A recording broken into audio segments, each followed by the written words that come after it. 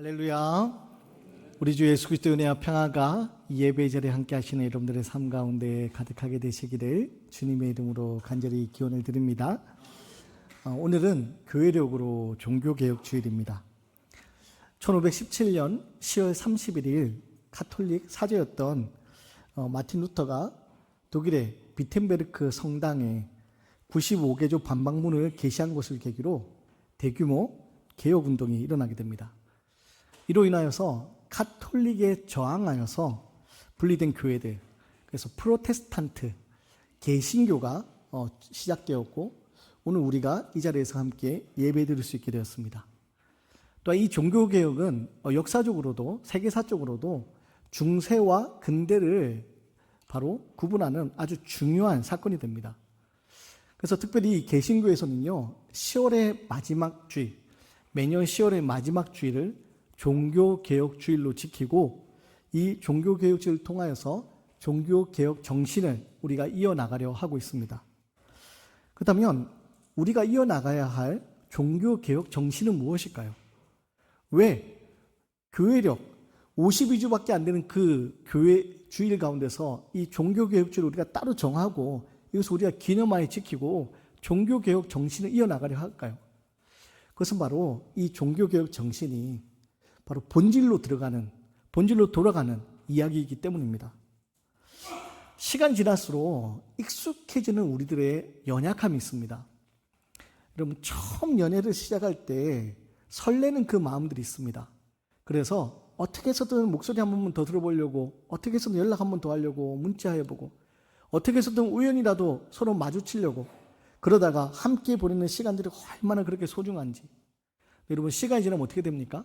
그렇게 설레던 시간들이 결혼에 이르게 되고, 결혼을 하고 1년, 2년, 10년, 20년, 그렇게 시간이 지나면서 당연한 것으로 여겨지게 됩니다.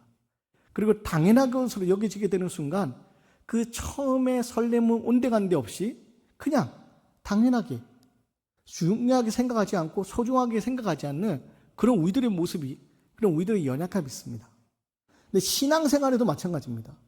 여러분, 신앙생활에도요, 처음 하나님 앞에 은혜 가운데 예배드릴 때, 교회 오는 발걸음이 얼마나 가슴 떨리고, 교회 와서 예배의 자리에 앉아있기만 해도 너무 은혜스럽고, 그러다 들리는 찬양의 소리에, 그러다 들리는 기도의 소리에, 그러다 들리는 말씀의 소리에 막 나도 모르게 눈물을 흘리면서 하늘의 놀라운 은혜를 경험했던 그런 시간들, 그러면서 예배의 자리에 온 것이 너무 설레기도 하고, 때로는 세상 가운데서 지냈던 나의 모습이 너무나 부끄러워서 예배 자리에 나오는 게 너무나 두려운 마음으로 그렇게 이 예배 자리에 쳤던 우리의 그 순수했던 모습들. 근데 어떻습니까?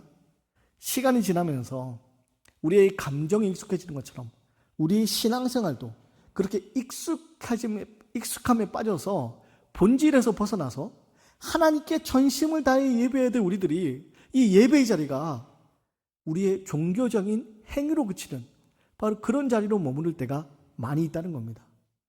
그렇기 때문에 여러분, 익숙함에 빠져서 소중한 것을 잃지 않도록 우리는 종교개혁 주일에 종교개혁 정신을 통하여서 바로 소중한 본질적인 것을 되찾는 우리의 노력이 필요한 게 된 겁니다.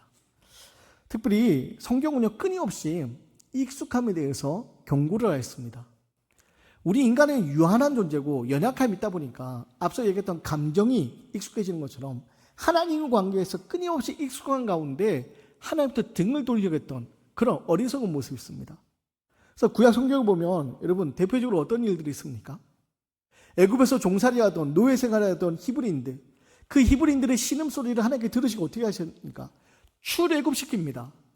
적과 꼬리는 약속의 땅에 이르게 하겠다, 약속의 땅에 이르게 하겠다 약속을 주시면서 출애굽시켜서 광야를 지내게 하십니다. 광야를 지나면서요, 이 이스라엘은 하나님의 놀라운 인도하심, 하나님의 놀라운 함께하심, 하나님 임재를 경험합니다. 구름 기둥과 불 기둥으로 함께 하시는 하나님의 놀라운 은혜를 경험하게 되고요, 또한 만나와 메추라기로 먹이시는 하나님의 놀라운 은혜를 그들은 경험하게 됩니다. 그러면서 그들은요, 살아계신 하나님, 그 살아계신 하나님을 경험합니다. 그러다가 드디어 어디로 들어갑니까? 약속의 땅, 적과 꿀이 흐르는 약속의 땅에 40년의 광야 생활을 마치고 들어가게 됩니다. 여러분, 그 약속의 땅에 들어가면서 이스라엘이 얼마나 감격스럽겠습니까? 드디어 우리가 이 광야 생활을 끝내고 하나님이 약속하신 그 젖과 끓이는 땅, 이 가나안 땅에 들어가는구나. 그들은요 감격하며 그 약속의 땅에 들어가게 됩니다. 그런데 어떤 일이 벌어집니까? 그곳에서 그렇게 애타게 기다렸던 그곳에서, 그렇게 간절한 마음으로 가고자 했던 그곳에서 그들이 지나면서 그들은 익숙해져 버립니다. 젖과 꿀이는 그 약속의 땅에서 그 땅의 삶이 익숙해져 버립니다. 문제는 그 익숙한 가운데, 광야에서는 하나님 없이 살 수 없던 그들이요, 그 익숙한 가운데 하나님 없이 살 수 있다고 착각을 하게 됩니다. 그러면서 무엇에 빠집니까? 그는요 가나안 문화에 빠져버립니다. 하나님 앞에 예배하는 이스라엘이요 그 가나안 문화에 빠져버려가지고요 하나님 앞에 예배하는 것뿐만 아니라 바알신을 찾기 시작합니다. 하나님 앞에 예배해야 될 그곳에서 바알신을 예배합니다. 우상들을 찾고요, 우상에게 예배하고 하나님을 향한 그 신앙, 그 순수한 신앙을 잃어버리게 됩니다. 여러분, 성경은 바로 그 모습이 어리석은 우리들의 잘못된 모습이다라고 이야기하면서 끊임없이 그 잘못된 모습, 익숙함에 빠져서 하나님 앞에 예배하는 모습, 우리의 모습이 다른 세상의 것을 찾는 모습으로 변해서는 안 된다고 이야기를 합니다. 근데 여러분, 오늘 종교개혁주를 맞아서 오늘 우리의 모습은 어떻습니까? 구약의 이스라엘이 그랬던 것처럼 오늘 우리들 지금 하나님을 예배한다고 하면서 이 예배자리에 앉아있지만 어느덧 우리 마음속에 하나님 향한 예배가 익숙해져 버려서 정말 두렵고 떨리는 마음으로 예배하는 것이 아니라 하나님 앞에 예배되는데 우리의 생각과 우리의 마음은 저 세상을 향해 나아가고 있고, 오직 하나님만 순수하게 하나님만 전심으로 예배되는데 세상을 찾는, 세상을 섬기는, 바알을 섬겼던 이스라엘 모습과 똑같은 모습이 오늘 우리에게 있는 것은 아닙니까? 사랑하는 여러분, 이 종교개혁주를 맞아서 우리의 신앙의 모습을 돌아보기 원합니다.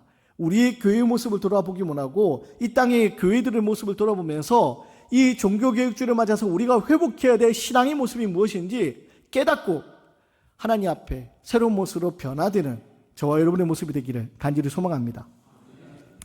1517년 10월 31일 마틴 루터가 비텐베르크 성당에 95개조 반박문을 게시합니다. 그리고 인해서 종교개혁의 첫 출발이 이루어졌다 이렇게 되는데, 사실 루터가 그 비텐베르크 성당에 95개조 반박문을 게시할 때 비장한 각오를 가지고 그 문에 가서 못질을 하면서 그 문에 그 글을 게시한 것은 아닙니다. 사실 그때만 하더라도요 루터는요 이 종교개혁의 어떤 거대한 출발점이 될 만한 그런 준비된 사람이 아니었습니다.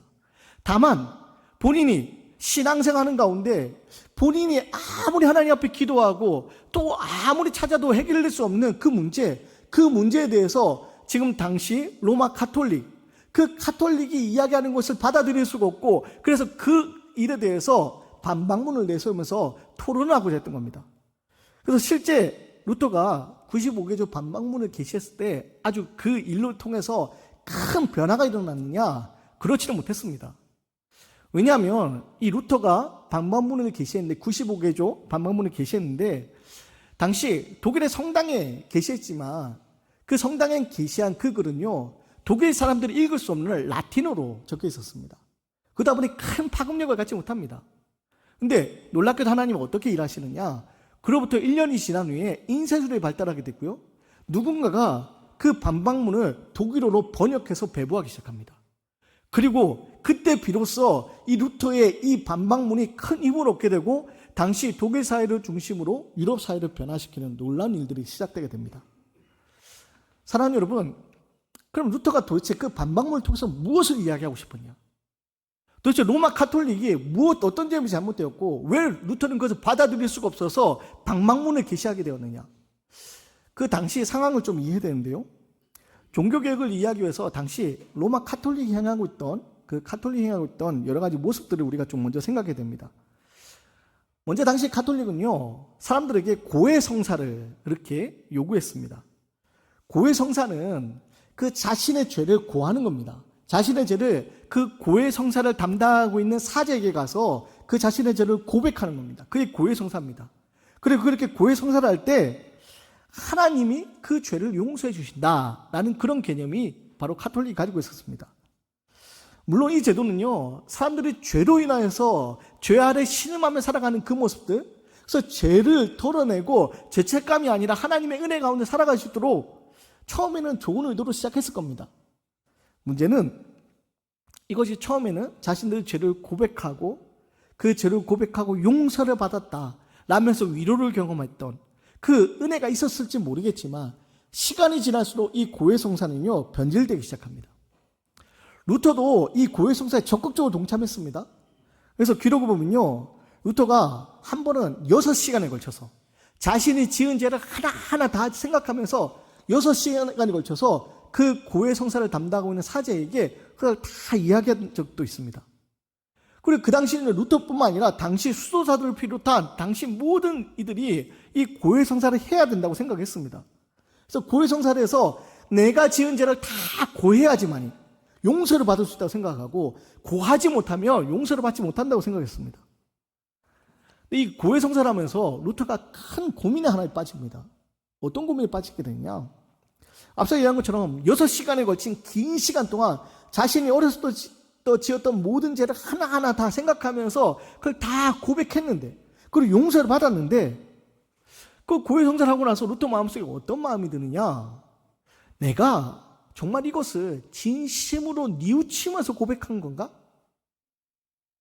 이 죄를 고백해야지, 고해야지만이 용서받는다는 생각에 그저 하나님 앞에 벌받기 싫어서 하나님의 벌받는 것을 피하기 위해서 내가 그냥 형식적으로 고백한 것은 아닌가? 그렇다면 이렇게 형식적으로 고백해도 하나님이 용서해 주시는 건가? 또 이 물음에 갇혔던 겁니다. 또 당시 면제의 개념이 있습니다. 그래서 면제부를 판매하기도 하고 교회에서, 가톨릭에서 이 면제를 통하여서 사람들에게 많은 것을 요구했습니다. 루터가 있던 그 독일의 비텐베르크 성교회도요, 이 면제를 위하여서 유물들을 수집하고 전시하는 그런 것이 있었습니다. 당시 교회에서, 비텐베르크 성교회에서 그 수집하고 전시하는 유물의 수가 19,000가지가 되었다고 하는데요. 그럼 이게 왜 중요하냐? 당시 그 면제의 개념이 어떤 개념이냐? 그 성물, 어떤 성물에 대해서 내가 그것을 경배하면 내가 그 성물을 경배할 때마다 100일분의 죄가 면해진다라는 당시의 개념이 있었습니다. 오늘 우리로 생각하면 말도 안 되는 거죠. 어떤 성물에 내가 그것을 경배하고 성물에 경배하고 지나가면 내 100일치의 그 죄가 용서받는다, 그런 개념이 있었던 겁니다. 근데 문제는 여러분, 그런 개념이 있다 보니까 앞서 그 성물이 19,000개가 되는 그 유물들이, 성물들이 비텐베르크 성교회에 전시되고 있는데 그러면 그 성물들, 그 유물들이 뭐냐? 당시 기록을 보면요, 그 유물들이라고 하는 게 아기 예수님이 누웠다고 생각되는 구유, 그 구유에 있었다는 지푸라기, 예수님의 수염 한 가닥, 예수님 못 박을 때 사용했다는 못, 최후의 만찬 때 먹다 남은 빵 조각, 성모 마리아의 머리카락 몇 가닥, 성인들의 몸에서 나왔다고 하는 수많은 이와 뼈들, 그런 것들이 19,000개가 넘는 것이 전시되고 있던 겁니다. 그리고 그것에 경배를 하면 100일분의 죄가 용서받는다는 그런 개념이, 면제의 개념이 당시 성행했던 겁니다. 근데 여러분, 한번 생각을 해보세요.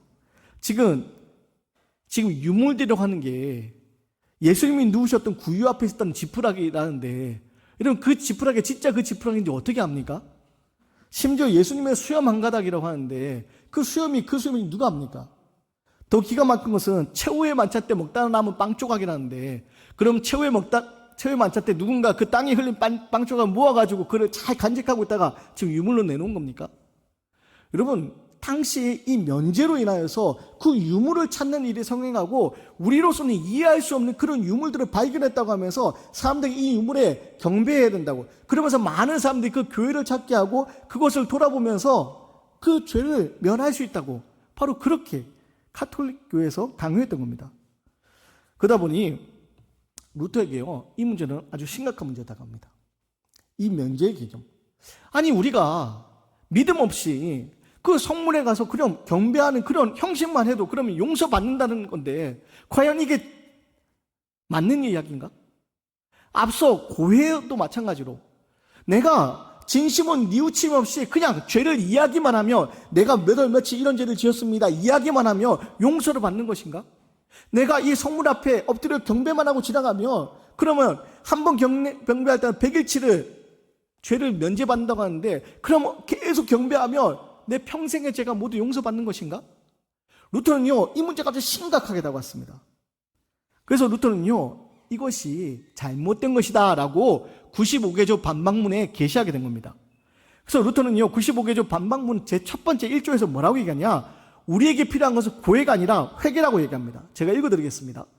우리 주 예수 그리스도께서 마태복음 4장 17절에서 회개하라 하셨을 때 이는 믿는 자의 삶 전체가 회개하는 삶이어야 함을 말씀하신 것이다. 그리고 2조에서 계속 이렇게 해서 이야기합니다. 제가 읽어드립니다. 이 말씀이 고해성사, 즉 사제에 의해 집도되는 고백과 속죄로 이해되어서는 안 된다.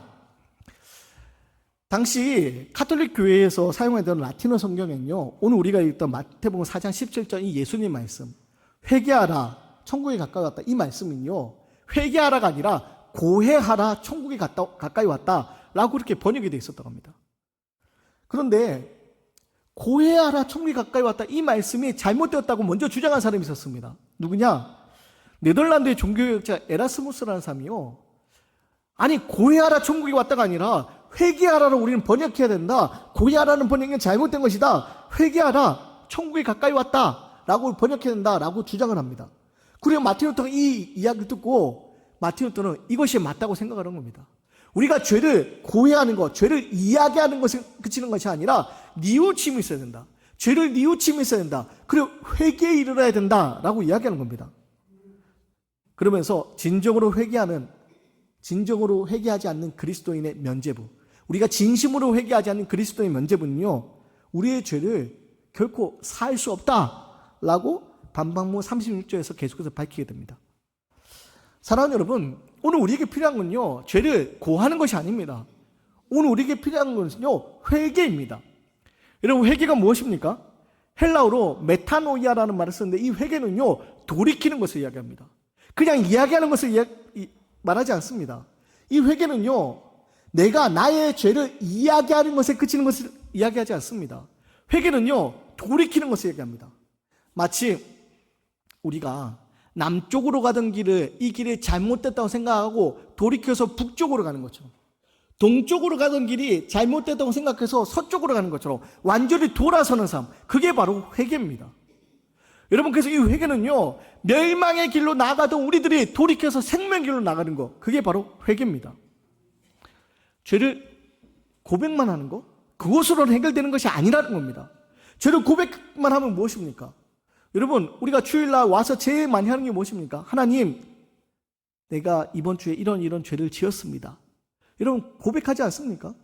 근데 여러분, 그렇게 고백만 하는 것은 되지 않는다는 겁니다. 그렇게 고백을 하고 나서 또 똑같은 죄를 지으면 우리에게 무슨 의미가 있냐고 마틴 루터가 이야기하는 겁니다. 그리고 이것이 바로 예수님의 가르침이기도 합니다. 사랑하는 여러분, 이 회개는요 돌아섬입니다. 완전히 변화되는 겁니다. 그래서 예수님은요 고해하라가 아니라 회개하라라고 말씀하셨습니다. 돌아서라, 하나님의 나라가 가까이 왔다, 너희들 멸망의 길로 나아가고 있는데 그 멸망의 길에서 돌아서야 된다. 멸망의 길로 나아가고 있는 걸 알고서 내가 멸망의 길에 나아가고 있구나 알고 이야기하는 것은 되지 않는다. 돌아서라, 회개하라. 여러분, 그것이 바로 예수님 외침이었습니다. 천국, 하나님의 나라 통치가 임하고 있는데, 하나님의 나라가 임하고 있는데 그 하나님의 나라의 통치 안에 들어오지 못한 채 여전히 멸망의 길에 서 있는 이들에게 예수님이 선포하시는 겁니다. 회개하라, 천국이, 하나님의 나라가 가까이 왔다. 사랑하는 여러분, 특히 마틴 루터는 바로 이 사실을 고백하기 시작하고, 또 95개조 반박문에서 우리가 주의 깊게 봐야 될 것이 뭐냐, 맨 마지막 95조입니다. 95조를 제가 읽어드리도록 하겠습니다. 하늘나라는 평화에 대한 잘못된 확신을 통해서가 아니라 많은 고난을 통해서 들어가게 된다는 것을 확신해야 된다. 여러분, 마틴 루터가 95개조 반박문을 게시하는데요, 첫 번째 무엇을 얘기합니까? 회개에 대해서 이야기합니다. 회개에 대해서 이야기하면서 마지막에 무엇을 끊느냐? 바로 고난에 대해서 이야기합니다. 왜 그럴까요? 우리 그리스도의 삶은요, 고난 가운데 걸어가는 삶이기 때문입니다. 루터는요, 이 반박문에 대해서 이야기하면서 고난 가운데 숨어 계신 하나님이라는 새로운 개념을 이야기합니다.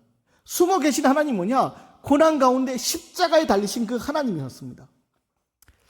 중세시대는요, 많은 교회들이 세워집니다. 많은 교회들이요, 웅장하게 세워집니다. 어떤 교회는요, 100년에 걸쳐가지고 많은 재료를 모으고, 당시 유명한 건축가들 다 불러 모아가지고 아주 화려하고 웅장한 그런 건물들을 세웁니다. 그게 당시 중세 교회였습니다. 근데 루터는요, 그 시대적 모습에 대해서 비판하기 시작하는 겁니다. 그 중세의 모습을 영광의 신앙으로 이야기하면서 영광의 신앙을 통해서 우리는 하나님을 만날 수 없다. 우리는 숨어 계신 하나님을 만나야 되는데 그 하나님 어디 계시냐? 십자가를 통해 만날 수 있다. 화려하고 높은 건물을 통해서가 아니라 바로 십자가에서 우리를 위해 피 흘리시고 우리의 고통 가운데 함께 아파하시는 그 예수 그리스도를 통하여서 우리가 하나님을 만날 수 있다. 바로 루터는 그 이야기를 시작한 겁니다. 사랑하는 여러분, 하나님은요, 가장 높은 곳에서 가장 낮은 곳으로 십자가의 자리로 이 땅에 내려오셨습니다. 그리고 그 예수 그리스도를 통하여서 우리가 살아가야 될 삶의 모습이요, 세상의 화려함이 아니라, 세상의 편안함이 아니라 우리가 걸어가는 길이 고난의 길이라 할지라도 그 길이 생명의 길이라고, 그곳에 영원한 생명이 있다고 우리에게 나타내 보이셨습니다. 그래서 여러분, 하나님 나라를 꿈꾸며 살아가는 우리 그리스도의 삶은요, 때로는 세상의 안락함을 보장하지 않습니다. 믿음으로 살아간다고 해서 믿음의 복을 받는다고 하는데 이 복은요, 세상의 복이 아니라 하늘의 복입니다. 세상의 복이 아니라 하늘의 복이기 때문에 이런 믿음으로 우리가 아무리 열심히 신앙생활해도 우리에게 좋은 아파트가 주어지거나 화려한 명품이 주어지지 않습니다. 오히려 우리는요, 나를 따르라 말씀하신 주님의 음성을 따라가면서 우리는 그 십자가를 지고 고난의 길을 걸어가야 됩니다. 그런데요, 그 고난의 길 위에서 우리는 주님과 동행할 수 있고요, 고난의 길 위에서 영원한 생명을 얻을 수 있다는 것이 바로 루터의 고백이었고, 바로 오늘 회개하라 말씀하시는 예수님의 초대였습니다. 사랑하는 여러분, 일단 살아가면서 우리가 살아가는 삶의 자리가 진리의 길 위에 있어야 됩니다. 근데 그 진리의 길은요, 세상의 화려함과 편안함을 보장해 주지 않습니다.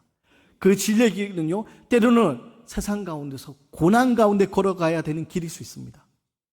그런데요, 그 길은 결국에는 하나님이 우리를 최후의 승리의 자리로 이끄시는 믿음의 길이고 생명의 길임을 여러분 기억하셔야 됩니다. 체코말로 거위가 바로 후스라고 이야기합니다. 근데 왜 이야기를 하느냐?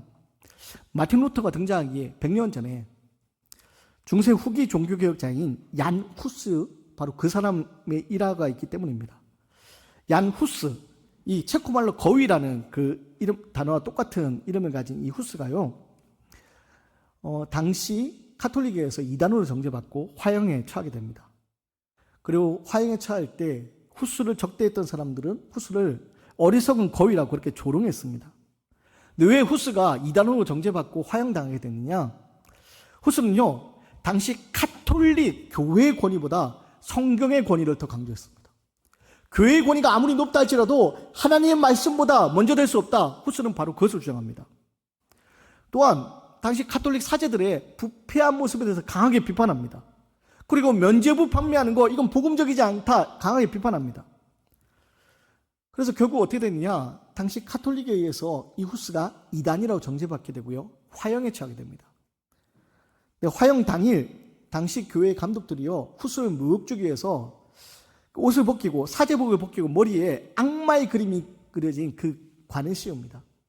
그리고 후스를 가운데, 광장 가운데 놓고 장작을 주위에 쌓아서 화형에 할 준비를 합니다. 장작을 하나하나 쌓아 나갈 때 후스가 서 있는 그 높이보다 이제 장작이 점점 높아집니다. 그리고 후스의 목정도 장작이 주위에 다 둘러쳤을 때 후스가 아주 유명한 말을 남깁니다. 그 장작을 쌓는 사람에게 후스는 이렇게 얘기합니다. 당신은 지금 거위 한 마리를 불살리려고 하고 있지만 100년 후에는 불태울 수도 끓일 수도 없는 백조가 나타날 것이요. 그리고 후스는 그렇게 목숨을 거두게 됩니다. 그런데요, 후스가 예언한 것처럼 100년 후에 누가 등장하느냐? 마틴 루터를 비롯한 많은 종교개혁자들이 등장하게 됩니다. 더 이상 불로 사를 수 없는 그런 놀라운 복음의 능력을 가지고 죽음을 두려워하지 않는 이들이 새롭게 등장하게 되고, 당시 유럽 사회를 비롯해서 전 세계에 놀라운 변화를 일으키게 됩니다. 사진 한 장 보실 텐데요. 후스가 화영당에 순교당한 지 500주년이 되는 1915년에 세워진 동상입니다. 체코인들이요, 제1차 대전이 일어나고 있는 그 전쟁의 와중에도 불구하고 프라하 광장 한가운데 얀 후스의 총동상을 세웁니다. 근데 여러분 보시기에 왼쪽에 홀로 서 있는 저 사람이 후스인데요, 마치 타오르는 불길 속에서 걸어 나와서 우뚝 서 있는 것 같은 비장한 모습으로 서 있습니다. 근데 그 뒤에 있는 그 모습을 살펴보면요, 아기를 안고 있는 어머니의 모습이 있습니다. 이것에 대해서 어떻게 해석하느냐? 죽음의 불길 속에서도 새 생명이 태어나는 희망을 상징하는 그 모습을 형상한 것이다 라고 이야기합니다. 그리고 청동산 주위에 이런 글귀가 써져 있습니다.